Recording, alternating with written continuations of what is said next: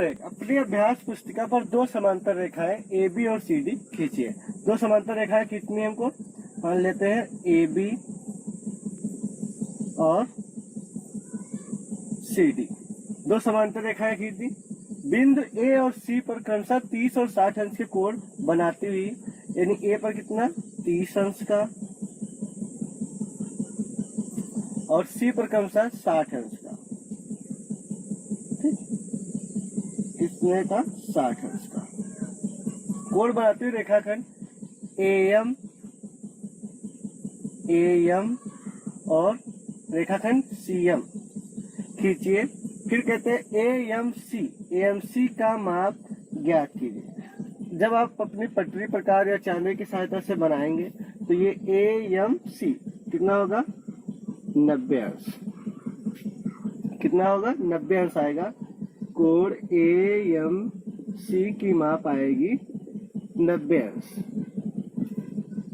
प्रश्न नंबर 2, पटरी और प्रकार की सहायता से एक वर्ग की रचना कीजिए जिसकी प्रत्येक भुजा कितनी है 5 सेंटीमीटर। तो हमको वर्ग बनाना है तो सबसे पहले हम खींचते हैं। जैसे मान लो 5 सेंटीमीटर खींचा है भुजा ए बी, 5 सेंटीमीटर भुजा खींची। पटरी और प्रकार की सहायता से बनाना है तो देखिए ये 5 सेंटीमीटर है।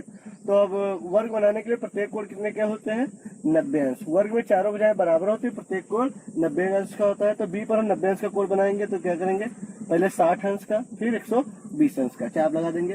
पहला चाप कितने का होता है 60 फिर 120।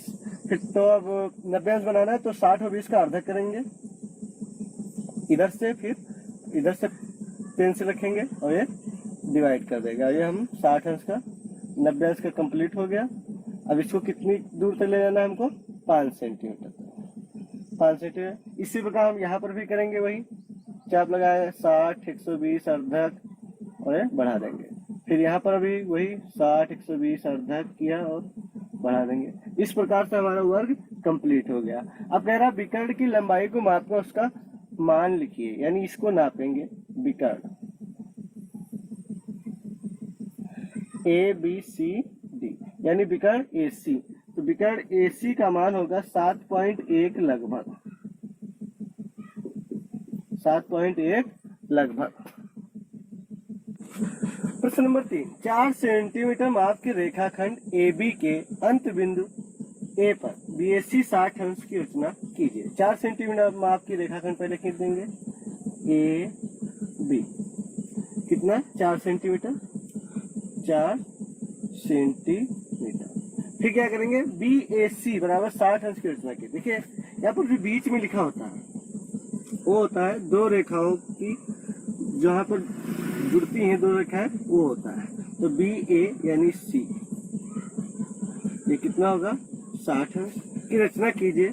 बिंदु बी से ए सी के समांतर रेखा खींचिए। बिंदु बी है, इस ए सी के समांतर रेखा खींचिए। खींचना है तो देखिए समांतर रेखा खींचने के लिए या तो फिर सेट स्क्वायर की मदद से खींचिए, या यहाँ पर कितना बना है 60 अंश, तो यहाँ पर नीचे 60 अंश की मदद 60 अंश खींच लेंगे और ये हमारा समांतर रेखा बन गई। प्रश्न नंबर 4, एक त्रिभुज एबीसी की रचना कीजिए जबकि बीसी 4 सेंटीमीटर, यानी बीसी कितना 4 सेंटीमीटर, सीए 8 सेंटीमीटर और ए बी 6 सेंटीमीटर। तो देखते हैं सबसे पहले हम कोई भी भुजा बना ले, कोई कम जरूरी नहीं है। तो पहले मान ले बीसी बना लिया, कितनी बीसी यानी कितना 4 सेंटीमीटर नाप के बना लेंगे। फिर सीए 8, तो सी से ए अब किधर बनाएंगे, इधर या इधर या इधर। तो इसके लिए 8 सेंटीमीटर की चाप लगा लेते हैं। सी से ए 8 सेंटीमीटर का चाप लगा लिया सी को केंद्र मानकर। फिर क्या करेंगे ए बी 6।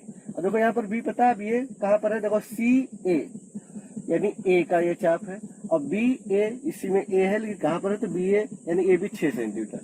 ए बी का चाप लगाएंगे 6 सेंटीमीटर नाप के और जहाँ काट दे वो हमको पता चल गया बिंदु कौन सा है ए। अब देखिए ये सी ए कितना है 8 है, नहीं क्योंकि 8 का खींचा गया था ये चाप, और ए बी कितना है 6। अब हमारा इस प्रकार त्रिभुज बनकर तैयार हो गया। अब आगे क्वेश्चन कह रहा है ए बी का मध्य बिंदु से, ए बी के मध्य बिंदु निकाल लेंगे कैसे, वो अर्धक वृत्त से आधे से ज्यादा दूरी लेके ये मान लिया, ठीक। बीसी के समांतर रेखा खींचिए, यानी बीसी के समांतर खींचना है, ठीक। तो समांतर रेखा होती है जैसे ये खींचिए समान अंतर, तो ये BC है, इसके समांतर रेखा खींचिए जो AC को बिंदु M पर काटे, जो AC को कहां पर काट रहा है, M पर काटे। अब कह रहा है AM तथा CM की लंबाई को माप कर लिखिए, AM तथा CM की लंबाई को माप कर लिखना है। क्या AM बराबर CM, अब देखते हैं BC और ये कितना था 6, ये कितना था 8 CM। अब देखिए नापते AM तथा CM की लंबाई को नापिए, तो AM कितना होगा, ये 4 होगा, ये 4 होगा। देखिए क्योंकि ये समरूप त्रिभुज है, क्योंकि ये समरूप है तो समरूप में जैसे मान लिया 6 है, उसने कहा था मध्य बिंदु कीजिए, तो मध्य बिंदु ये 3 हो गया, ये 3 हो गया। इसी प्रकार ये 8 था, इसका भी ये मध्य बिंदु पर ही मिलेगा, यानी ये 4 हो जाएगा, ये 4 हो जाएगा। और ध्यान देखते हैं ये 4 है, अगर ये समरूप त्रिभुज है तो इसका आधार और इस छोटे वाले त्रिभुज का आधार आधा होता है, जैसे 4 है तो ये कितना होगा 2, ये मान लीजिए टोटल कितना है 6, तो ऊपर वाला 3 या नीचे वाला 3, टोटल कितना है 8, तो ऊपर वाला उसका आधा 4 और या नीचे वाला उसका आधा 4, इसके बाद इसका आधार कितना है 4, तो इसका आधार ये कितना होगा 2। अब कह रहा है क्या AM बराबर CM, AM और CM क्या बराबर है, हाँ AM बराबर CM। अभ्यास 4C द एंड। दोस्तों अगर आपने हमारे चैनल को अभी तक सब्सक्राइब नहीं किया है तो प्लीज सब्सक्राइब कर दें। सब्सक्राइब करने के लिए बहुत बहुत आपका